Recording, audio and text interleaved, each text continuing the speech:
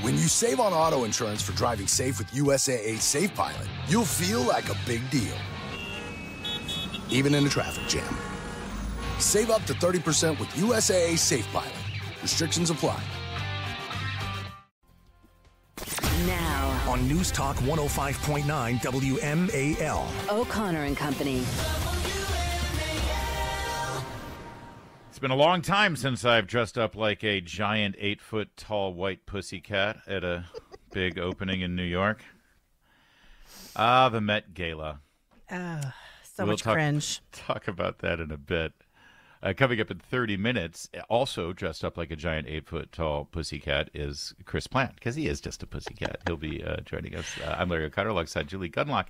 And now we are joined by a man who's really been making a splash here in Washington, winning really important cases on behalf of the Constitution and the American people. He's the president and general counsel of the New Civil Liberties Alliance, Mark Chenoweth. Good to see you, Mr. Chenoweth. Great seeing you at the Heritage Dinner as well the other night. Good to see you, Larry. Thanks for having me on this morning. So I know you've been fighting the good fight against these COVID vaccine mandates. The Biden administration announced yesterday that pretty much they're waving the white flag. It's over as of May 11th. How extensive is this? Well, it's government-wide, but why are they waiting until May 11th? I don't understand. Everything that they said about it is already true today. End it today. End it yesterday. End it months or years ago. It's crazy. That is a great point. It's not like we're going to need about 10 days to roll this out. Roll what out? You just don't require it anymore. That's all. It's easy. And by the way, there was a nationwide injunction there is a nationwide injunction in place against the mandate for federal employees right now. It was upheld by the en banc Fifth Circuit Court of Appeals on March 24th. So it's not in effect for federal employees anyway. So they're sort of pretending that they're taking something away that isn't even really in place right now. True that. And but however, I do want to say what they are rescinding, just so I can get all the data out there if anyone's listening, not just federal employees, but if you're a contractor and you work for the government, you no longer have a vaccine requirement, at least from the federal government's perspective. International travelers, head state educators, and also any CMS-certified facilities. All right, go ahead, Julie. Sorry. Yeah, quick question. I'm just wondering, do you think some of these private companies that still have a mandate will also walk that back? We see that a lot of private companies usually follow the federal government. So will we see similar rollback? I certainly hope so, Julie. Not just there, but hopefully from universities as well. And remember, these weren't science-based mandates to begin with. They were requiring vaccines for folks who already had acquired natural immunity from a prior COVID infection. Those folks didn't need a vaccine. They already had the antibodies. And yet the federal government and some of these universities and contractors and so forth, private companies, were demanding mandates anyway. That's just not scientific.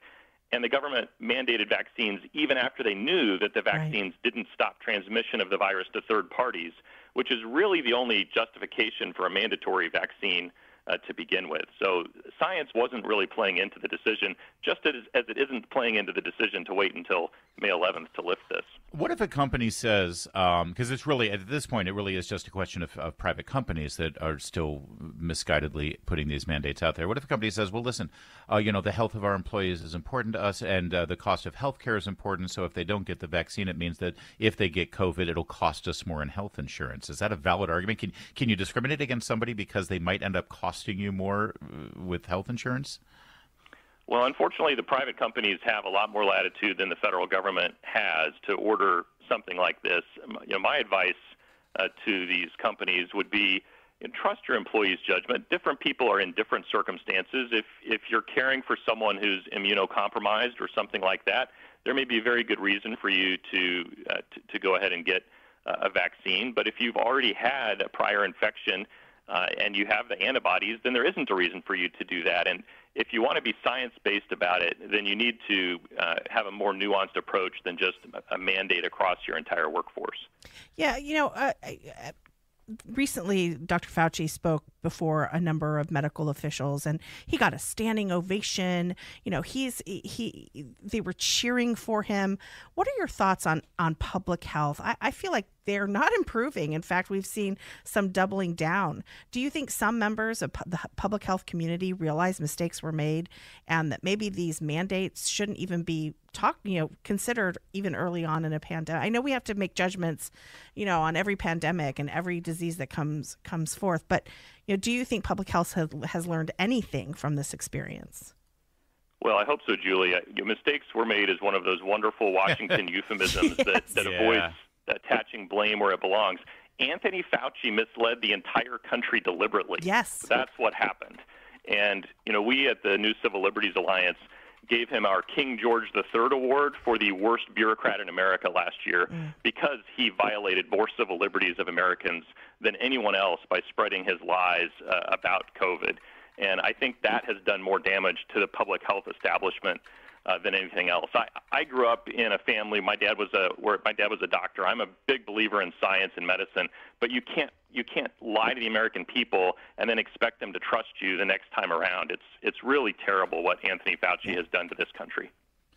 Well, we really appreciate you and the folks at your organization, the New Civil Liberties Alliance, standing up for, as I said, the Constitution and the American people and pushing back on the likes of Anthony Fauci and the politicians who empowered him. Thank you for fighting this fight, and thank you for winning the fight in so many ways.